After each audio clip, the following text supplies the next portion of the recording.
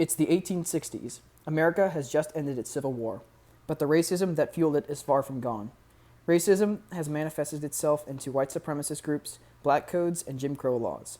Life for African Americans has hardly improved, but there are two young black boys currently growing up in this era who will eventually lead the charge for equality: W.E.B. DuBois and Booker T. Washington. W.E.B. DuBois was born a free man and was encouraged to learn along with the other mostly white children in his town. He became an accomplished scholar and became the first black man to graduate from Harvard with a Ph.D. With a strong set of morals, DuBois wanted to take action against the evils of discrimination. He started the NAACP, a nonprofit organization to lead the fight for African American equality. Booker T. Washington, a former slave, was raised very religiously and had very traditional values. Washington was a student at Wayland Seminary in Washington, D.C.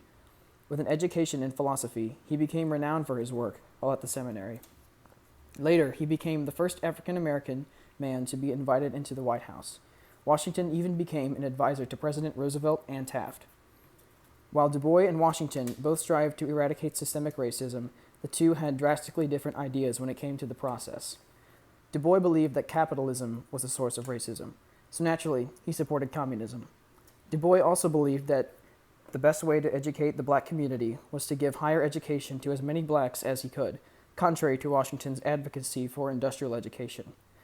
DuBois also accused Washington of perpetuating racism with his tactics in his book, Souls of Black Folk.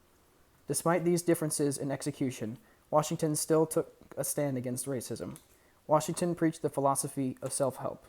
He believed that the best way for blacks to become equal was to train them to be labor workers and allow them to assimilate into society through their physical labor, rather than fully educating them.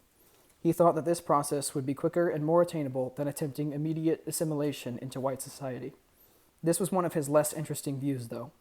It was Washington's public opinion that segregation was a good thing and helped ease the transition from slavery to equality, but he secretly financed court cases that challenged segregation.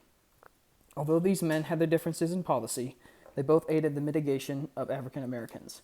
The debates between DuBois and Washington set the tone for the rest of the civil rights movement, leading the way for future civil rights activists such as Martin Luther King Jr. and Malcolm X.